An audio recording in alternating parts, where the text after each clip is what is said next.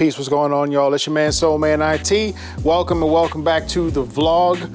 I am about to go head out to the Goodwill, and I'm so sorry for the mess that I have behind me. Matter of fact, let me show y'all what this is.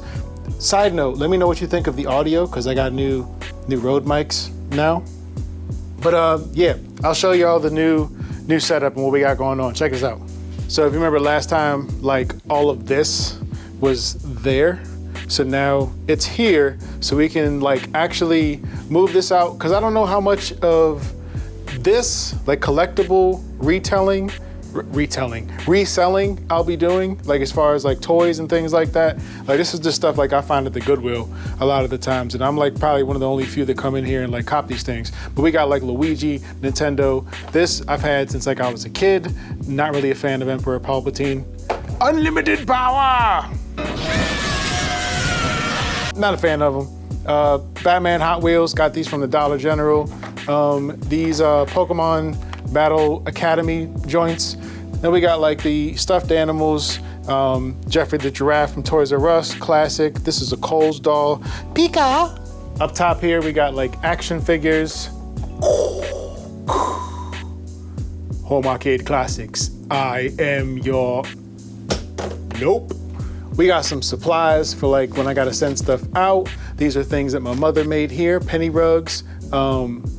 Basically you put like cups or bowls and just use it like as a placemat. Don't be like just putting anything on this, because she put hard work, blood, sweat, and tears into this. Not actual blood, that'd be like blood sacrifice, weird stuff. Anyway.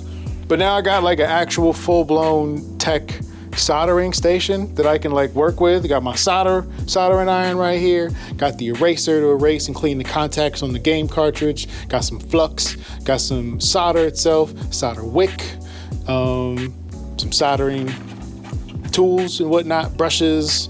It's my voltmeter, ohms meter. But yeah, last time I was in Goodwill, I was able to get this little jobby here, The Sims 3 complete in box on the PC. Comes with the manual and the disc. The thing here with our Goodwill is you never know what you're gonna get. And it's not like they put video games in there all the time, because they really don't, to be honest. I was able to get this one here, also another PC game called Remission. It's like Osmosis Jones with a woman. And if y'all ever saw the movie Osmosis Jones, it's a classic animated movie. Y'all should check it out for sure. But yeah, you basically battle and fight cancer. I'm with that, I hate cancer. Where in the world is Carmen Sandiego? Another PC game. Battleship on PC. Quake Arena. If y'all don't know this, classic. One of the early first-person shooters. Have also got Nintendo GameCube's Madden 07 from there before too. All in all, you never know what you're going to get when you're there. And I'm just trying to, basically I'm collecting games for the channel so I can play them on the original systems. As you've been seeing in my vlogs, my latest vlogs, I've been just ordering stuff on GameStop.com as well as Whatnot. It's also a dope app. I don't know if y'all ever used Whatnot before, but it's pretty fly. I like it. It reminds me of the flea market, where you get to like haggle and make an offer or something like that if you want to. And it's a good spot to look for video games, especially, and other collectibles and other things for sale. When you don't want to do the high end of Amazon, or you don't want to run around looking for hours on eBay trying to find what's the best one, and you're literally comparing pennies sometimes, if not dollars. So that's just been cool to find video games on there. But I still like being able to go to a place, and around here on the east end of Pittsburgh, there hasn't been too many places for you to find and buy video games, for real. You might get the occasional yard sale, but that's gonna happen like in the summertime. Right now it's May at the time of this recording, and there's not really any garage sales or yard sales that are going on. They do have like the flea markets, the indoor flea markets, but they're not regular enough for you to be like, I'm gonna take this Sunday off or this Saturday off and go there. And then transportation wise, they're a little bit ways out of the city limits. So yeah, now we get to test this out here with in an environment setting when there's traffic and whatnot. This is basically coming home from work time. And I just wanted to see like what the weather was like. Did I have to like put a coat on or anything like that? I'm constantly trying to see like which side the camera's on, so I do apologize if I'm looking all over the place. My bad. Forgive you, boy. I'm trying to get this whole vlogging thing down packed, and now I feel official with this Rode mic. All right, we've deduced that it is just, it's not cold outside, but it is a little bit nippy, right? So hopefully this doesn't mess up the microphone and all that good stuff. Otherwise, you guys are gonna hear all of this beautiful sound right now, and for that, I do apologize. All right, as we make our way to the Goodwill, let's take this time to talk about the good old state of retro video game collecting. There's a channel I'm subscribed to that y'all should subscribe to too. My man Y2K Collector here on YouTube. Link will be down below in the description for you to follow him. But he's been making some videos. He always be making videos talking about like the state of retro game collecting, retro gaming, hunting, reselling games in general, emulating versus hardware, you know, basically the works. And recently, this man struck gold with a convo. Like, he hit the nail on the head with the way he articulated it. And I haven't seen anybody really talking about it. Like your popular retro channels, they kind of have their theme and their shtick, and that's fine. They have their audience that they make content for. What I like about Y2K Collector is that he can speak for the connoisseur as well as the casual. And that's a hard balance to strike. And I do appreciate that he does that. But he talks about how it can be difficult for you to collect video games right now, especially retro games, or just games in general. You know, juxtaposed with the video game bubble right now. Would you say it's bubbling, or would you say it's waning? He basically said like the hype is like died down, which I do agree with. It doesn't mean that other people feel that same way. Like, I think people that want to hold on to things way past their expiration date will find a way to hold on to things way past their expiration date. So, you know, that's why sometimes you'll see scarcity pricing and things like that, right? And we see a lot of that. There used to be like big flips that you could make. I think now that we have a more informed market, and sometimes it's not even informed. It's just folks know that video games is hot, and they don't necessarily know the price, but they're like, oh shit, I got Mario, I'm gonna sell this for 500. And this is like, dog, ain't nobody buying Mario, not complete in the box, loose, normal wear and tear for 500. But people know that folks are spending money on retro video games and just video games in general.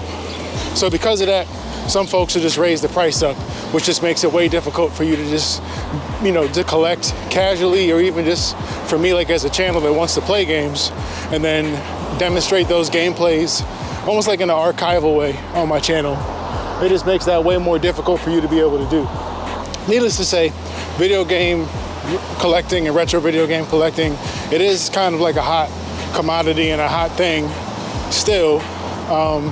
But the hype has died around it. People are more informed about it, and therefore it is a bit difficult for you to find spaces that ain't conventions and just collectible stores that have retro video games there. So doesn't mean I'm gonna stop hitting up the Goodwill and seeing what they got there.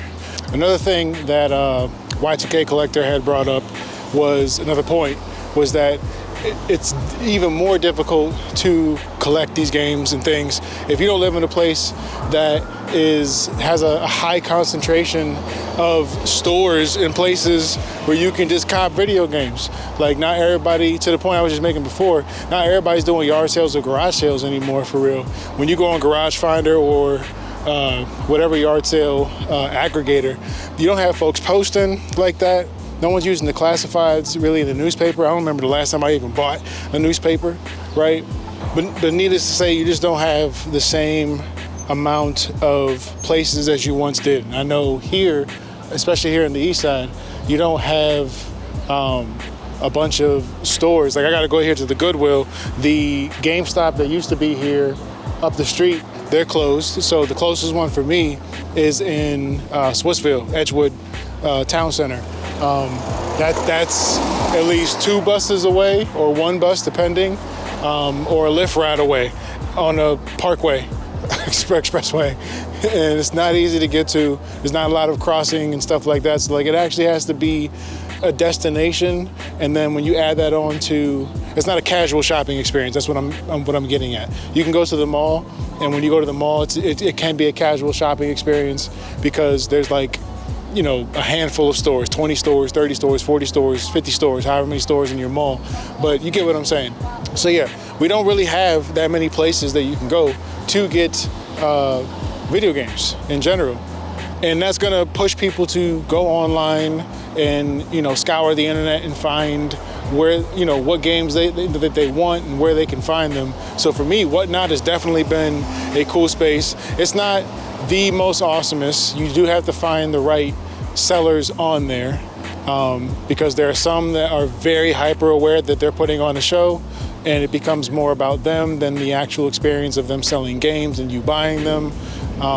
So that can be a bit of a deterrence, but nonetheless, I was able to find some games on there. Shout out to Bad Leroy Brown. You can find his link down in the description below for that. GameStop.com, that was also another spot to go to. They had some cool, they had a nice selection on there. It's just, once you see it, you gotta cop it right then and there. Because if you don't, it's gonna be gone before you know it, right? Like I saw a copy of Pokemon Gold on there, and as soon as Y2K Collector put a video up about it, that joint was gone. Thanks, Y2K. All right, so now we're gonna go here to the Goodwill, see if they got some games and see what we can come up with. A few moments later. Yeah, so that was a no dice over at the Goodwill. Ended up getting some pizza though around the way. Had to get something, right? I mean, it's kind of what I was expecting, kind of what I was telling y'all. Like, really ain't gonna be nothing in there. Really, like, it's, when you're dealing with something like the Goodwill, it's dependent upon people donating stuff too. So just try to think how many folks are gonna actually be donating their video game collection to the Goodwill when they know the Goodwill takes stuff and then flips it, and then now they got their own website. They just flip it online. I know for here we got Goodwill, swpa.com for Southwestern Pennsylvania.